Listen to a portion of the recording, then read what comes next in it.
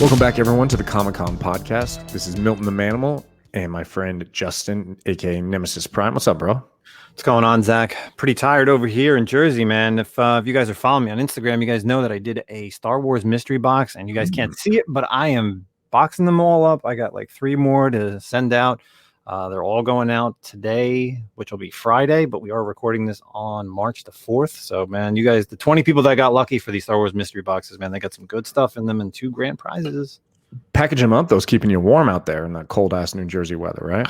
Hey, man, I can finally see my lawn for the first time in about, I'd say, 2 months. With all the snow's melted, or all the snow. Well, I'd say there's still pockets on my lawn, but the fact that I can actually see all the shrubs and my mulch finally. Yeah, nice.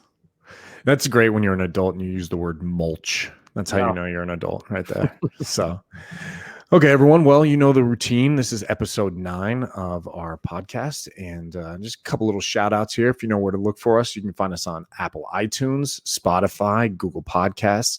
You can also find us on Instagram at the Comic-Con Podcast, and myself and Nemesis Prime on Instagram as well. We got a link tree on our Instagram, which will take you to both of our private pages where we share a bunch of stuff and where potentially you can find another mystery box from Justin.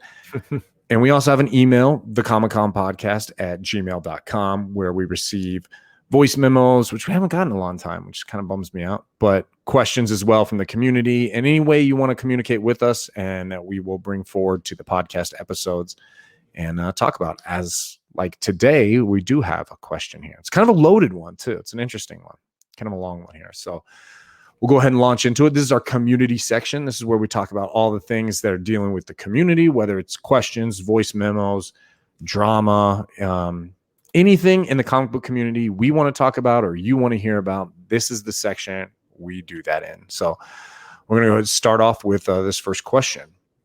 So this is from Eric H. And he says, "Hey, Justin and Zach, loving the podcast." I really appreciate that, man. "I'm a collector in England and would love to know how you gents started collecting and how long you've been collecting. Keep on collecting." So first off, I really appreciate it, Eric, for sending that message. Love to know where you live in England. I used to live in England for a little while and loved it. Would love to go back and check out some shops, man. I think actually seeing some shops in like different countries would be awesome. I've never done that. I've never hunted in a foreign country before. So, but anyway, so let's get into it. Justin, you go first. How long have you been collecting and how did you start collecting comic books? Well, this is actually a great question from Eric. So it's pretty funny in the way my style of collecting has gone. I have been collecting since I'd say 1990. And I only collected really when I was young for about 3 years, because then I hit puberty and a thing called girls came up. And I was just like, I'm not doing the collecting anymore. I'd rather, talk to girls and get some action. So I actually stopped collecting in like probably 93. And then I restarted my collecting probably in the mid to late 2000s. And the only book I was collecting was Transformers. I would go in the shop once a month. I would grab the Dreamwave. Remember Dreamwave Productions? I do, yeah. So when Transformers was on Dreamwave, which was probably my favorite time, I was picking that up once a month. And then when they switched over to IDW, finally, after Dreamwave went out, I was picking that up once a month or twice a month because there was 2 titles. And then back in 2011, when they finally did the New 52, I said, you know what? I was like, maybe it's a time to like really get back into comics. And I probably bought, out of the 52 titles that launched, I probably was into about 30 of them, I would say.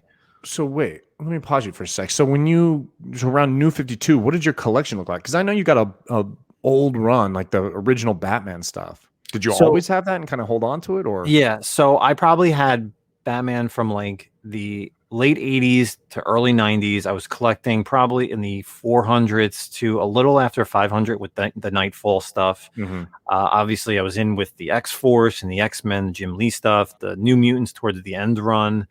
What else? The Superman, like the Death of Superman. And I had all those titles in the 90s, all that Valiant stuff, the flashy foil covers and the holograms. And die cut covers when they were a thing. And then I just held on to them. They were all just really just sitting in my parents' attic. And then I kind of started, like I said, back in 2011, and that really vitalized my collecting.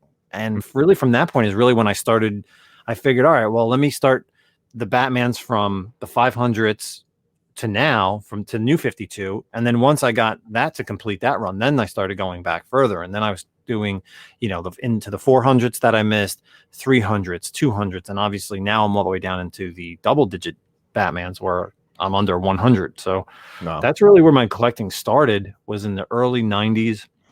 I could still remember the Batmans right before Nightfall when I was collecting, and even the Spider-Man stuff too. Like I was in the Amazing Spider-Man Maximum Carnage era, like right after Venom, like that whole time frame where it was Venom's first cover appearance, and then everything up until like issue 400. I remember collecting of Amazing Spider-Man. So great question, man. I could talk probably a whole show of my collecting.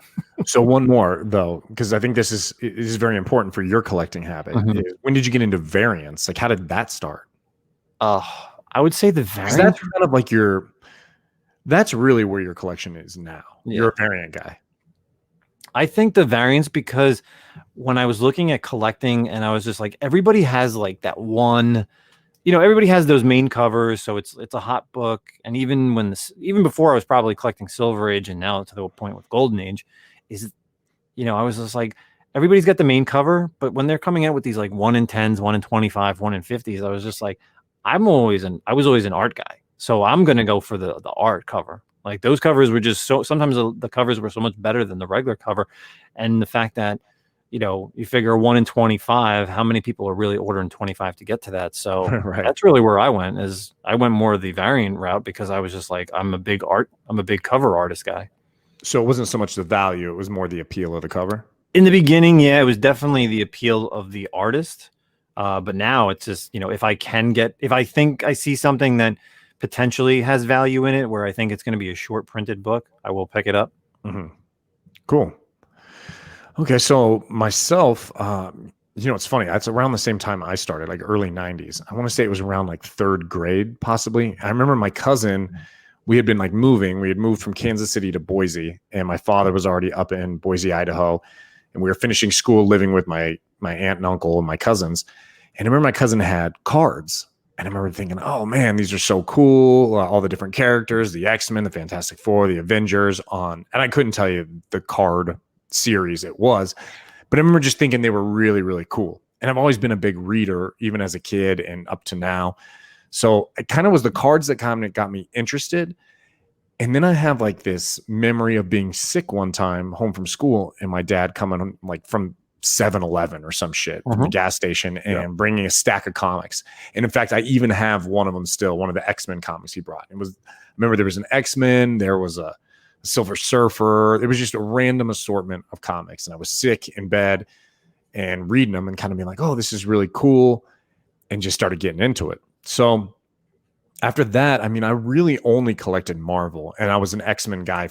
And I pretty much only collected X-Men for the longest time. I remember 4th and 5th grade, one of my buddies who lived down the street, he used to come over in my garage. We set up a card table. We'd each have our box of comics, and we'd just be sitting there, not talking, reading comics, and barely ever trading, but still collected X-Men for the longest time until you got to like the Age of Apocalypse. And then I was like pissed that they were changing everything, right? So it was like my first introduction into any kind of like retcon history or alternate universe kind of long-term. And I was super pissed about that, which is ironic now because that's my favorite story, is Age of Apocalypse.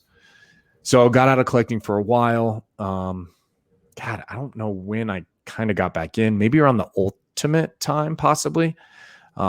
Came back, started picking up old stuff, and kind of completing my X-Men run, kind of like you did with the Batman. My goal was to have all the X-Men comics.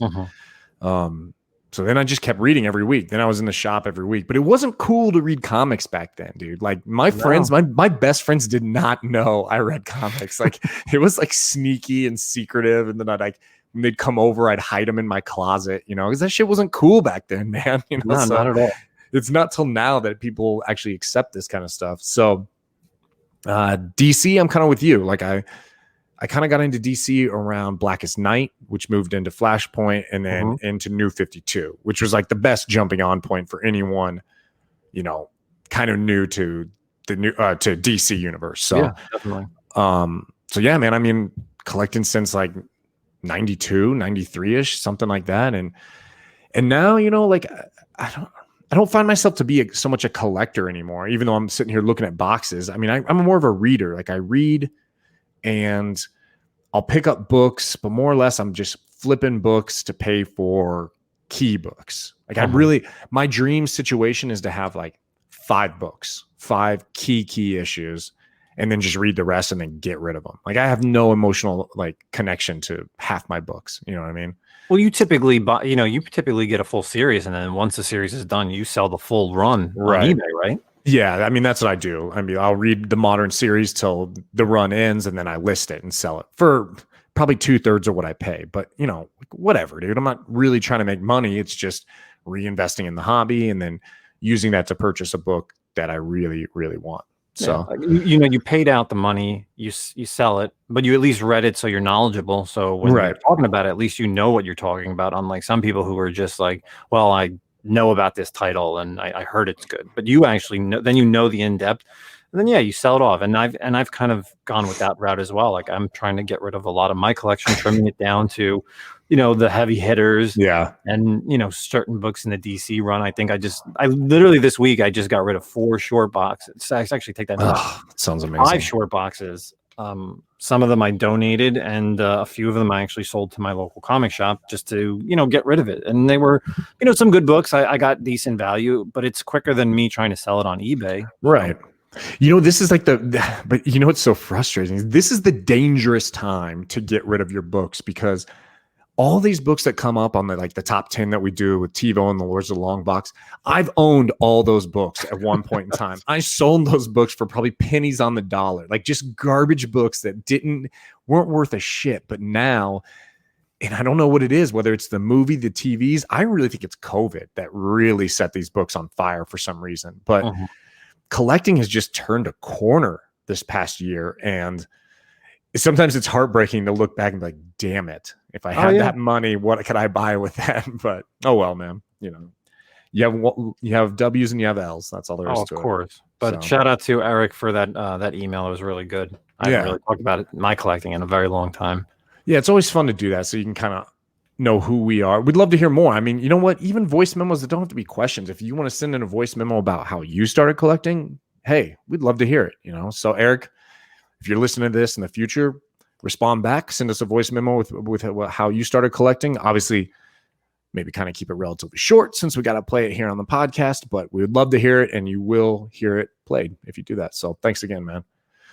So let's get into a little bit of drama. We got two things to bring up. So one is obviously the podcast here. You can find us on all these different platforms. The one platform, Apple Podcasts, obviously allows you to review and kind of leave comments. So we received a review on, February 23rd. Okay. This guy gave us 3 out of 5 stars. He writes, has potential as like the subject header. He wrote, tried out the podcast and always loved discovering new comic content in podcast format so I can listen in the car. But with all the cursing, can't subscribe. But great seeing more comic content in podcast format. So first off, I definitely apologize for, the language. It's probably me. I definitely have the mouth of a sailor. And I curse a lot. But you know what? The same token, what kind of annoyed me about this comment was 2 things. First off, there's 5 stars. If the one thing you didn't like was cursing, bro, 4 stars, not 3 stars. Why did cursing go down, take us down 2 stars? You gave us 3 stars because of cursing. It was that big of a hit. And then the second thing is literally in the subject tagline for our podcast, it says, not your mother's podcast. Okay. Mm-hmm. Like we said out the jump on the very first podcast, hey, this is going to be no holds barred, open format. We're going to be talking the way we're going to be talking. And so then to like come in and be like, oh yeah, I don't like that. Well, you know what? Just don't listen then. I don't know. I kind of was like annoyed by that. I was like, look, dude, no one snuck in the curse words, like we preface this whole thing with that. So yeah, we can be explicit on these type of platforms instead of trying to do it on YouTube where, people constantly just report it for whatever language or sexual this or this and that. That's what it is. When you're listening to this on Apple iTunes or Google Podcasts or Spotify or Anchor or wherever, that's what we're allowed to do. And that's what's the best thing about it is no one's going to question. Well, we flat out tell you it's explicit.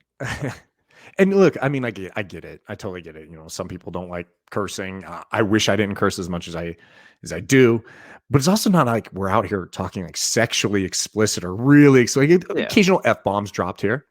I don't know. I guess I was just like, dude, 2 stars really? We lost 2 stars because of like an occasional F-bomb dropped in the chat. Like, well, maybe you did it once and then I did it once on the same episode. So that's where the review comes from. We're at 2 stars for each F-bomb. Yeah. Well, I don't know, man. Once again, I apologize for the cursing, but fuck, I'm probably going to still do it. So, yeah.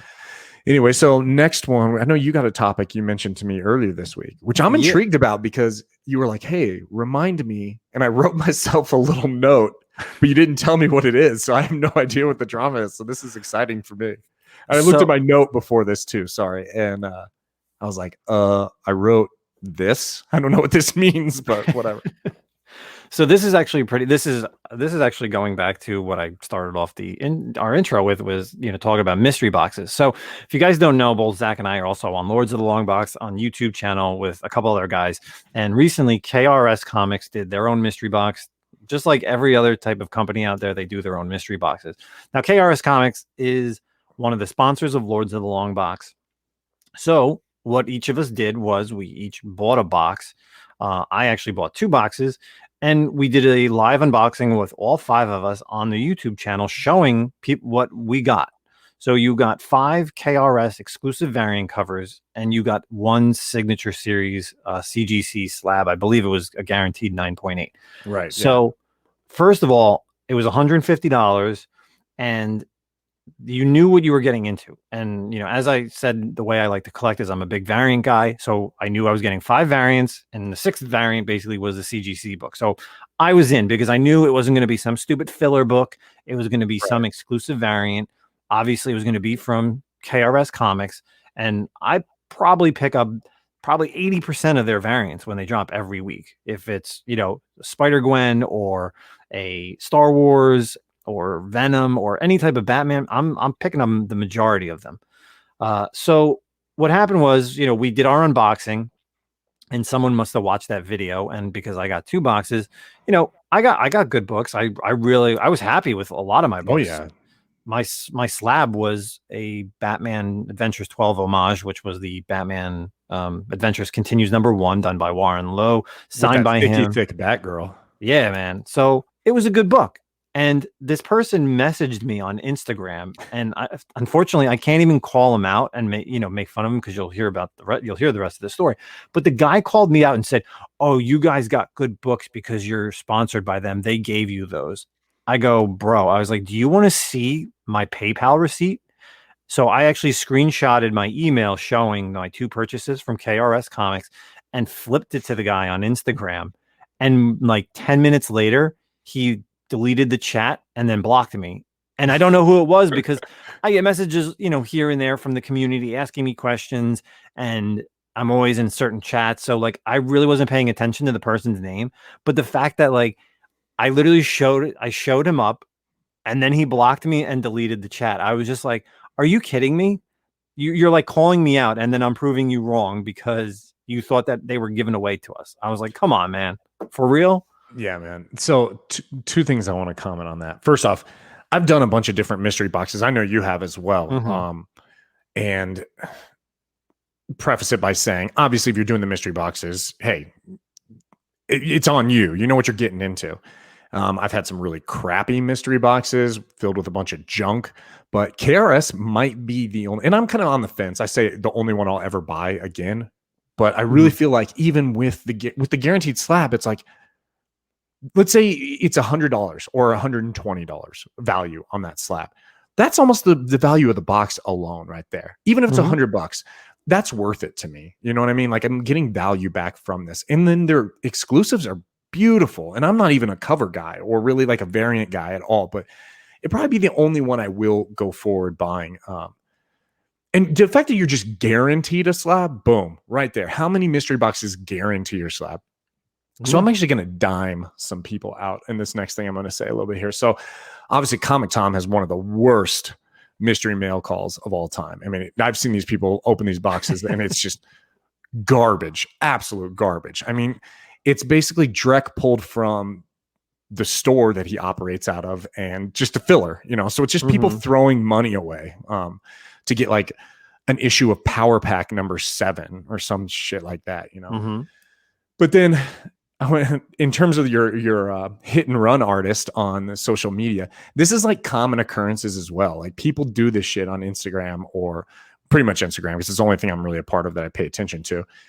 And yeah, so they'll comment, right? So you'll make your comment, then they'll at you, comment back, and then block you. So you can't even see what they wrote. Like that's some coward shit right there, dude. Like Comic Tom, Key Collector, Gem Mint, they're all suspect. They all do that shit, man. Well, it was funny. For the longest time, Comic Tom followed me and I didn't follow him because I never watch his videos. I don't care to watch his videos. And he was following me for the longest time. And then I commented on one of his posts because I follow somebody else who they were talking about some Star Wars book. And I commented on, I said, whatever I said, but then all of a sudden I was blocked just because I made a comment that wasn't positive on that. Right. It wasn't really like, I wasn't throwing it at him, but I was just saying, oh, come on, you got to be kidding me with this.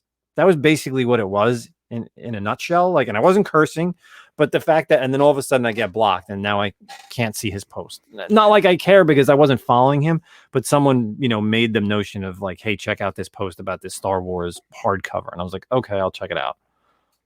Right. And then you'll like, someone will send you a screenshot after they've blocked you. And then they're like continuing the conversation.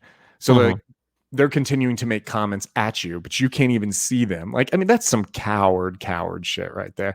I mean, we talked about this a couple of weeks ago, and screw it, I'll name drop here as well. That's like that Sixth Face Comics who we had the drama with when we were talking about Cara Dune. He went in and got all mad at us about like our political stances, which we did not make, and then blocked us and continued to make comments on us. Like, it's just like, okay, dude, feel safe behind your keyboard. That's all I got to say. I don't even block people. The only people I block on Instagram, I want to hear you say it. Yeah. It was funny. I actually went on my Instagram today and I looked at my block list. The only people I've blocked are like spam accounts. Right. Same, dude. All those like porno spam accounts. Yeah. Like I literally went down the list and they're all photos of girls.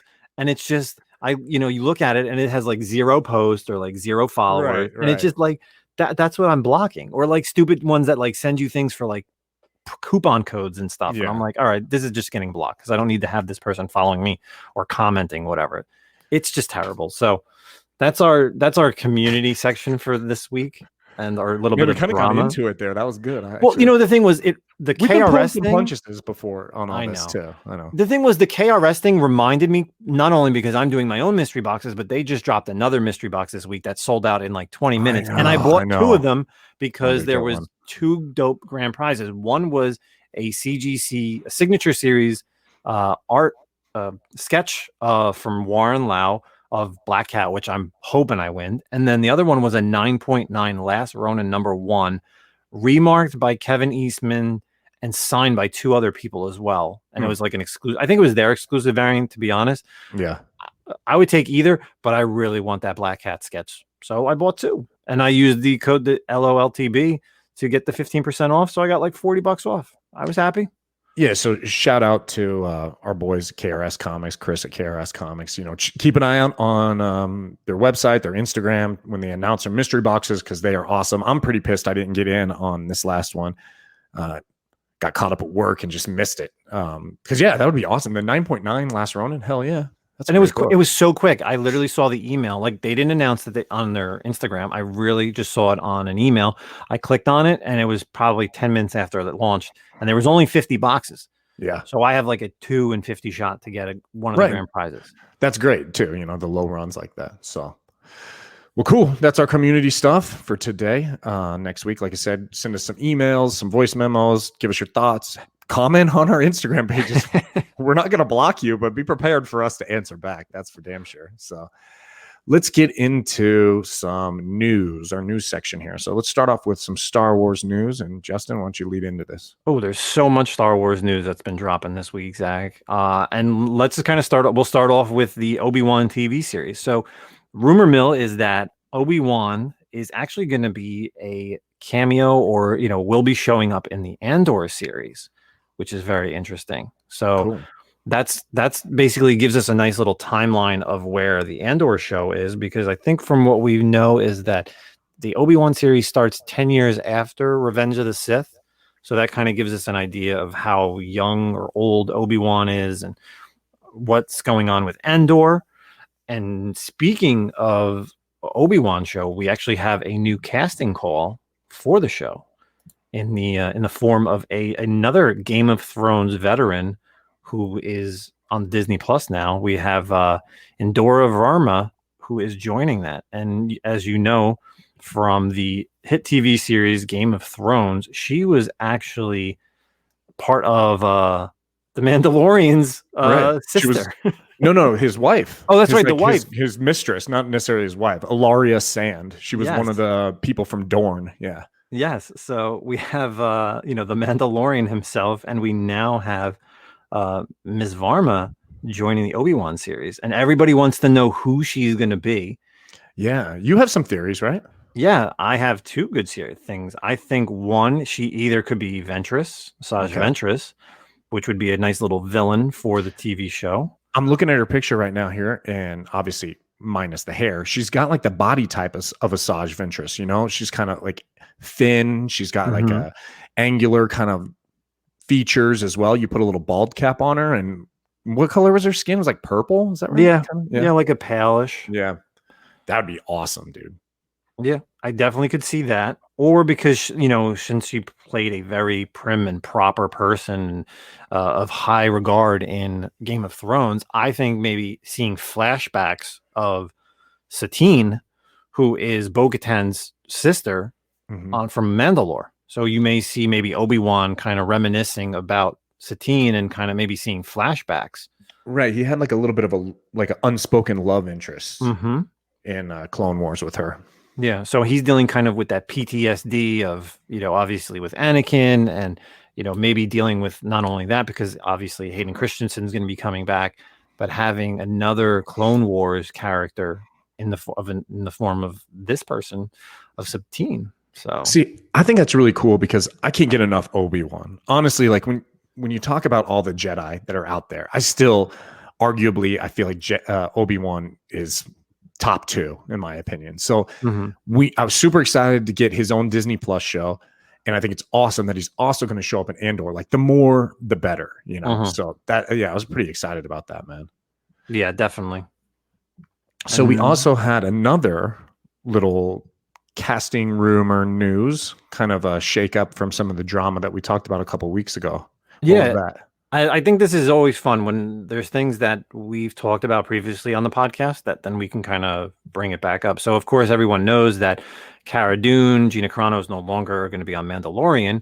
So the new show, Rangers of the New Republic, everyone kind of said that Cara Dune was kind of be the breakout star of that TV series and be kind of the lead, because, everyone liked her. So she really is not going to get a lot of playtime and screen time, I should say, on Mandalorian.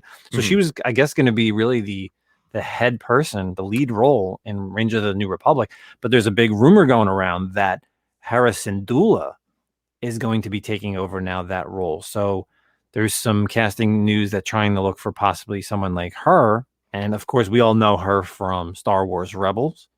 And also she was in the most latest EA Star Wars Rogue Squadron game. So, and she's still around. We know that she did fight in the Battle of Endor. And since the Mandalorian TV show really takes place a few years after that, we know she's still alive. So I think we could see her. Yeah. I mean, we also saw the ghost in Rise of Skywalker show up in that final battle scene. So maybe she's flying that. And there's also the thing that really kind of connects to the storyline we got with the Mandalorian when we saw Ahsoka, the bringing up of Thrawn, all the rumors of Sabine Wren. So there's a lot of connections. And now all the rumors we see as well about Ezra Bridger. So there's a ton of connections of these Rebels characters that it makes sense that you would see someone like her.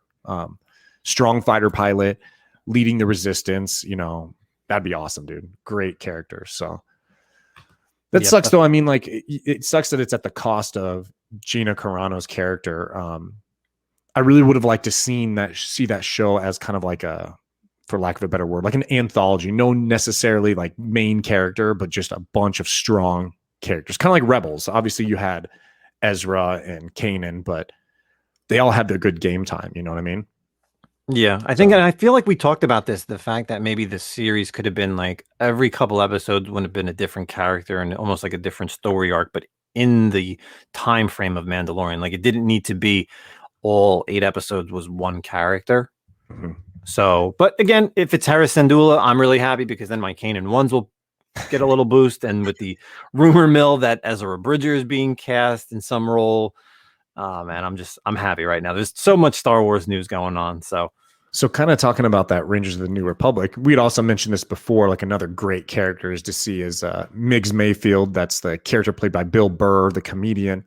And I kind of wanted to read, I was reading an article about his response to, or answering questions about Gina Carano's exit from The Mandalorian. Mm-hmm. And look, guy who hates cursing, this isn't me talking. This is Bill Burr. Okay. So I guess I could try to beep this. Maybe I'll try to do that. There's a lot of curse words in this. So this is what Bill Burr says about Gina Carano's removal from the show. He says, "It's a weird time. Unless you did some truly horrible stuff or said overtly racist stuff, I don't know. I think there is just too many channels. And then you got to do sensational stuff. I don't know what the F it is. I'm on that effing show. Now I got to watch what the F I say." He says, "She was an absolute sweetheart, super nice effing person. And whatever. And somehow someone will take this video and they'll make me say something else and try to get rid of my bald action figure. It's how it is out there. It's effing crazy times. People just waiting, laying in the weeds. Now it's becoming like, hey, you made an ignorant comparison? Flushing sound. There goes your dream, right? I look at that and it's like, who the F stands up to that?" So that's what Bill Burr said about the Gina Carano thing too. So it sounds like there's not everyone agrees with that, man. Mm-hmm. She's blowing up, man. I'll tell you what, this might be the best thing to happen to her, to be honest with you. I mean, she's all over the place as like a hero of speaking out now. So yeah, that's what I've been, she's going to be in her own movie, have her own movie, I should say. And she's still young enough. And sometimes these things kind of blow over. Right. For sure. Dude, look at Robert Downey Jr. That guy was a drug addict and an alcoholic, was like blackballed from Hollywood for a while, and then boom, Iron Man. So yeah. Cool. Okay, so some new movie information here, and this is a big one, man. This comes from Marvel. We've got talk about the X-Men reboot for Marvel Studios. So we all know the X-Men, the rights are now back with Marvel Studios and Disney from Fox, and everyone's just waiting and expecting the X-Men to show up. Where are they coming? There hasn't been a lot of news. We've got a Fantastic Four announcement, but we haven't really had any official X-Men announcement for Marvel and the MCU. About the closest thing we got was we did hear Feige say that Deadpool 3 is planning on coming out. They are going to keep the R rating. And that's kind of the most X-Men stuff we got until now. And there's talks that they're going to call it a tentative title of just The Mutants, which I find really interesting. It's not so much X-Men, it's kind of like it could be anything. You might have X-Men within it, but it could be a larger, just a mutant population movie, which could be a great way to, kind of stand alone from the previous X-Men movies. You know what I mean? I think it's a good introduction. Yeah. I really, instead of just calling it X-Men, because we've already had an X-Men movie, like it was, back obviously in the early 2000s. So the fact that it is called The Mutants is a nice little way to introduce them. And then you maybe at the end of the movie, you have that school and you say, oh, well, the next movie is called X-Men Return or whatever the name would be. But I think The Mutants, if they do title it that way, would be really interesting for MCU. I mean, it's cool. It's a cool idea because everyone's like, how are they going to introduce them? Are we going to see all the same stuff we saw in the Fox movies? But if you do something like it's just the mutants, we can focus on where they've been, how they're the way they are. And then like Justin said, maybe at the end of the movie, we see the formation of the X-Men and like how the team gets put together. Maybe it's a movie on like Xavier building the team, which we've never, I guess we saw it in like First Class and whatnot, but it sounds like based on this, it might be more mutant centric, Yeah. Cause I mean, you really have to realize now that it's back at Marvel. There's got to be the time frame of, all right, so it's the 2020s. So it's no longer X-Men First Class, which obviously was in Right. the 60s. So I think it's going to be a good jumping on point for them. I'm 100% in with the title. If they do it, I think Mutants is a great title. You know what's going to be tricky? I'm just thinking about this right now. Is we're at a point, especially in the MCU. In fact, it's kind of funny. I just watched Endgame last night in bed. I was bored. I was like, oh, let's put this on. And they're going back looking for the stones, and they're dropping years. They're like, oh, 2014, 2017. They actually drop concrete years in this movie. You can't have Magneto having a Nazi background. He wouldn't be alive. You can't, like, his history of growing up in Nazi Germany and then concentration camps. And then now if they're in the MCU, which tends to follow the logical, like 2021, 2022, the time frame, this guy's going to be like damn near 100 years old by the time he shows up in X-Men. Yeah. So I don't know. I'm going to have to change Magneto's background a little bit. It could be interesting. Yeah, that's a good thought as far as timeline. So that's our Marvel news. And kind of want to preface something or talk about something here. We are definitely planning next week's show to talk about WandaVision. We know there's the last episode coming up tomorrow when this drops the same day.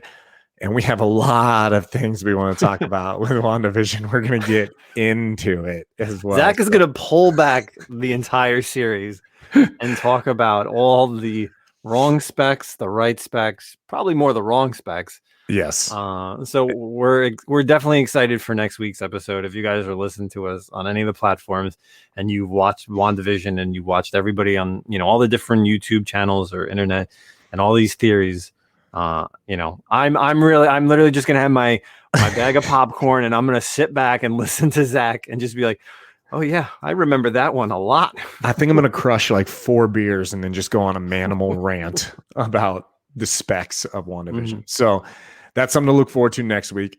So moving off the Marvel stuff, let's get into some DC news. We all know Justice League, Zack Snyder's Justice League is dropping March 18th. And we recently were given kind of some peeks into it. We're given chapter names, and we also have the appearance or the voice appearance of a big character. What'd you think about all that? So yeah, the first or last week, I guess we had a teaser trailer of it was, and I didn't even realize it was titled this, but last week's trailer was the Superman trailer. This week's that just dropped was the Batman teaser trailer, which had some clips of pretty much just him, and a lot of the characters are talking to him. So I think that's showed a lot more. And I'm telling you, this movie is going to be like a completely different movie, and I just cannot wait. But like you said. They did drop. It's going to be there's 6 different chapters, and this was just dropped today actually on March 4th.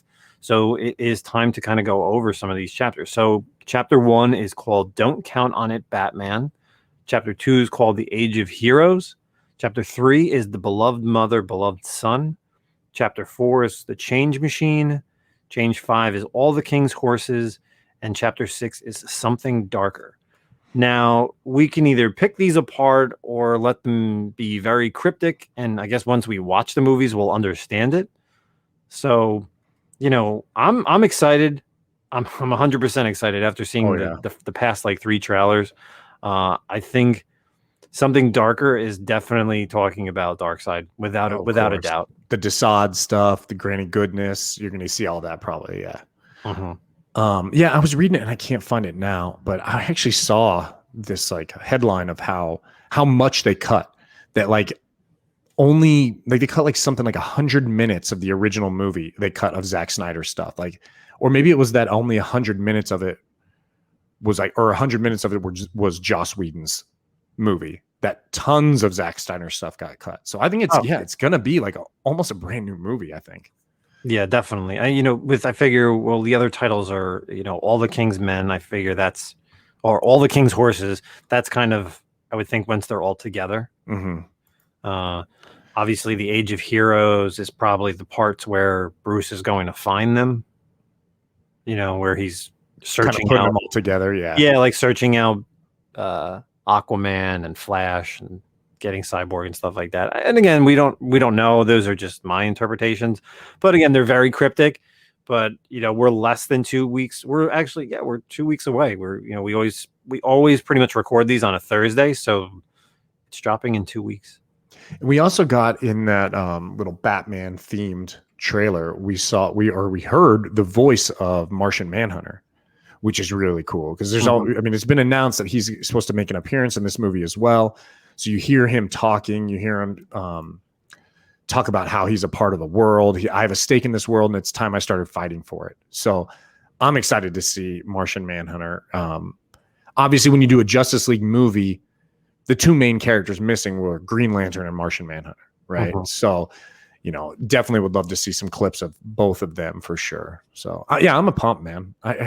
My hope is that it just reinvigorates and stay with it. Yeah, there were some bumps in the road for the DCEU, but man, I'm so sick of reboots. And we talked about it on Lords, the reboot talk with Michael B. Jordan and like maybe the Val Zod, Calvin Ellis, Black Superman storyline with J.J. Abrams. Like, man, just power through, fix your stuff. Stop going back and rebooting and starting over again. Like, just fix it, move forward, man. Like, let's keep going with the DCEU. You got Flash coming up. You can do more Batman. I don't know, man. I just wish they'd power through. Agreed. So, totally agree with you. So what else do we got? We got our picks of the week. So we always finish on this note where we talk about what we're kind of reading this week, the books that we really liked, the things that we want to kind of put forward and tell you to read, and kind of just give you a heads up on our thought process here. So this week's kind of interesting because we're both going to talk about the same book, and then we're going to elaborate a little bit. So why don't you start, Justin? So yeah, this week we're finally out of the DC future state. So we're back to the ongoing titles. And my pick, because I've just been so busy this week between work and doing these mystery boxes that I really didn't have too much time to read. I didn't even get to read this week's Star Wars stuff. So those are not my picks. My pick actually, and because there's also an article to go with this, is the Infinite Frontier Zero. And we talked about this, I think, maybe even on our first or second podcast about Infinite Frontier and what it was going to be, what was going to be included. So Infinite Frontier, and it's really a great jumping on point, I should say, because it's basically, it has Wonder Woman.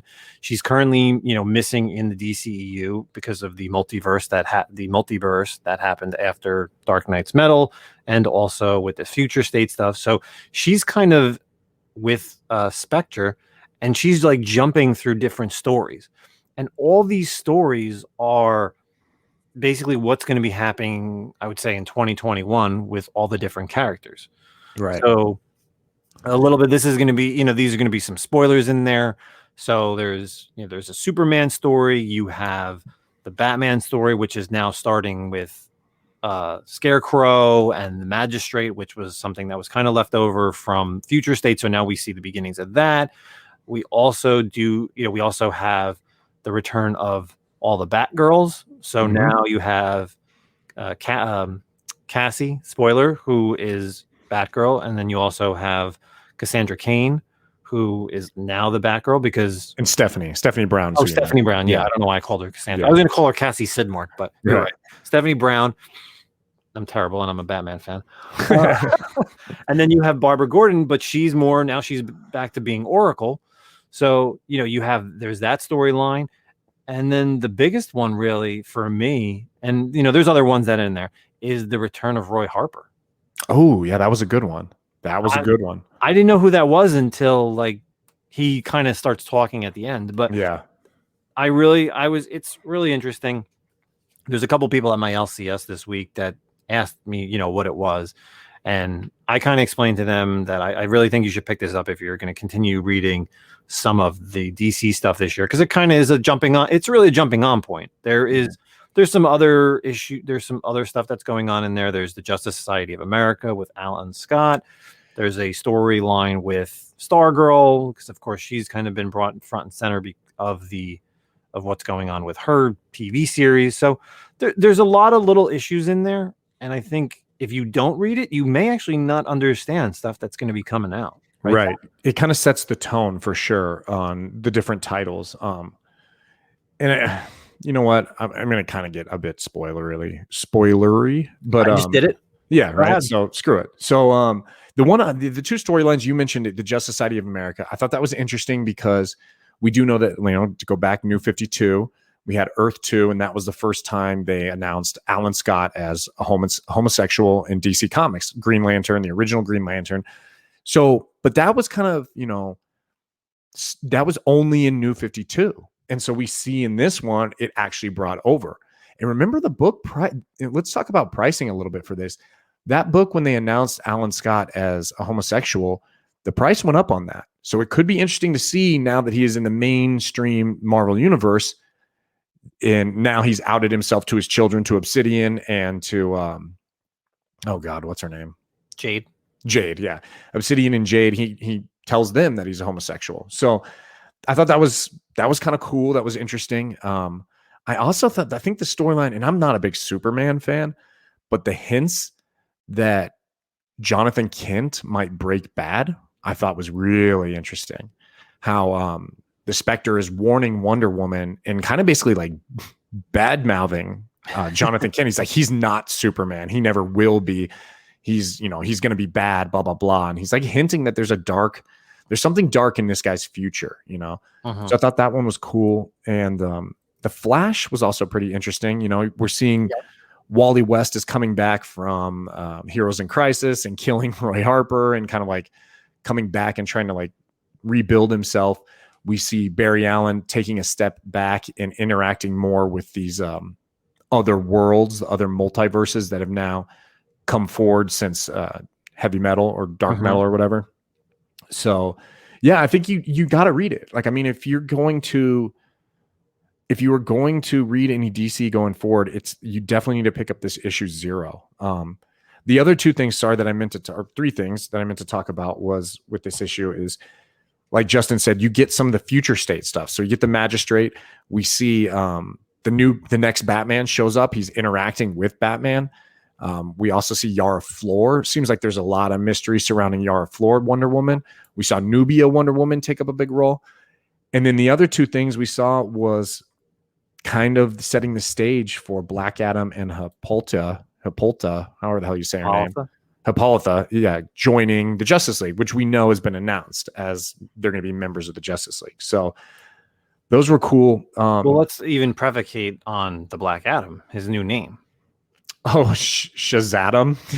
Yeah. They didn't know who he was. Yeah, they called him Shazadam. Yeah. So the other titles I read this week from DC was Batman, I read Crime Syndicate, and I read Suicide Squad.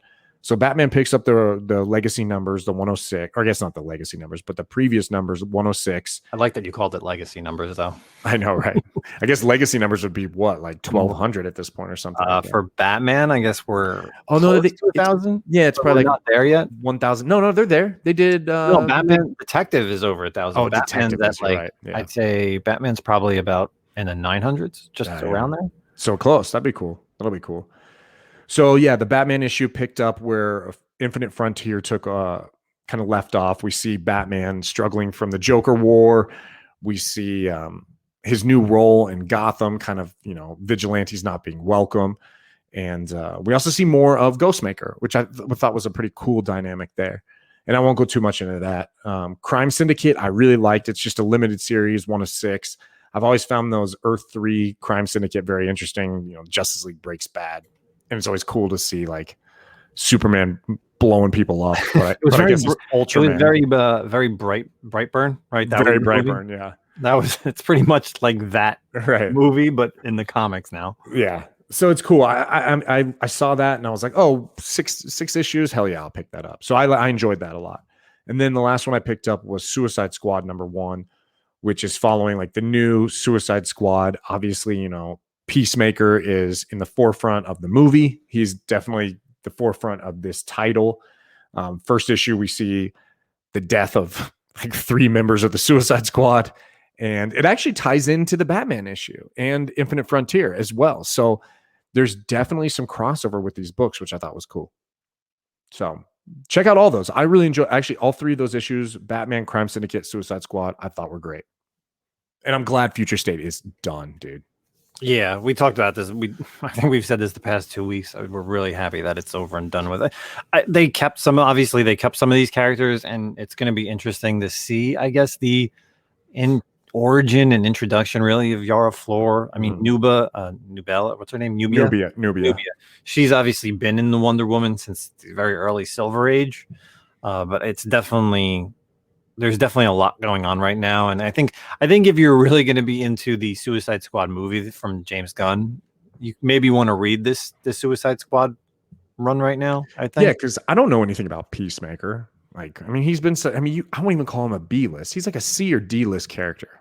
Oh yeah, he's far down on the list. That's why maybe even further down. Yeah, super far down on that list. But they got big plans for him. I mean, got John Cena. There's already talk about him having his own show and stuff. So yeah, I think this is a good jumping on point for. In the mainstay characters, you still got Rick Flag and Amanda Waller as well. Yeah, so they're always there. Yeah. So yeah, man, that's all I think we got this week. So you want to talk about our plans for episode 10? Yeah, so we're finally hitting episode 10. Thank you guys so much who's out there supporting us on any type of platform. Of course, you guys, if you don't know, I've been posting some of the older episodes or early episodes. It's not really that long, but I've been posting them on our YouTube channel. Of course, it's the same name, the Comic-Con Podcast. But next Thursday, March the 11th, we will actually be going live on our YouTube channel. So you guys can see us live on YouTube. And then, of course, we will be dropping the audio portion on the normal podcast stuff. And with that, since it is our 10th episode and we feel like it's a milestone, me and Zach, we're actually going to be giving away 2 slabs. So yeah, maybe a little extra stuff too. Yeah, throw in some stuff. So it's definitely going to be on our YouTube channel. So if you guys want to enjoy, we'll definitely be posting the times that we will be going live. It'll probably be, I want to say maybe like 8:00 Eastern. We don't want to run into our friends over at Lords of the Longbox who do their Shakers list at 9. So I'm probably looking at 8:00 Eastern time next Thursday, March 11th. Both Zach and I will post the 2 books that we will be giving away. And, you'll have to do some stuff and then we'll do it right live on YouTube, but we'll be giving them away. Right. Yeah, it should be fun. So yeah, keep an eye out on both of our Instagram accounts, Nemesis Prime and Milton the Manimal. Like I said, you can also go to the Comic-Con Podcast. There's a link tree that links to our personal Instagram accounts. We'll be posting on probably all 3 of them with instructions, like Justin said, on what you got to do to get, become eligible for the giveaway. So we're looking forward to it, man. I'm definitely going to be drinking. I got to get some it's going to be a fun show. Again, we know everybody's listening to us on podcast type channels between Spotify, iTunes, and Google and everything else. But, if we get some people in the live chat, it's going to be fun. Yeah. You can ask us questions live. We'll take care of that. If not, we'll just do our normal thing. We'll have stuff to talk about and then we'll go from there. But we definitely, like I said, we hit our little milestone, our 10th episode. It's been fun so far in 2021. We love the support from everybody. Everyone's reposting, posting stories on Instagram. So, we want to kind of just give away stuff to the community. I have a nice first appearance slab for somebody who's coming soon on the CW. Ooh. And I got myself a pretty cool variant cover 9.8. And I'm going to take a look around and see if I got anything else. Cool. So make sure you guys follow the Instagram for the Comic-Con Podcast, and you'll see those 2 books coming up soon. What you're going to have to do, you'll have from the time that we post it until next Thursday when we go live on the YouTube channel, right on YouTube. Again, it's the Comic-Con Podcast. I am Justin, a.k.a. Nemesis Prime, and my man Zach over there, a.k.a. Milton the Man. We are out of here for this week, guys. Peace out. Later, guys.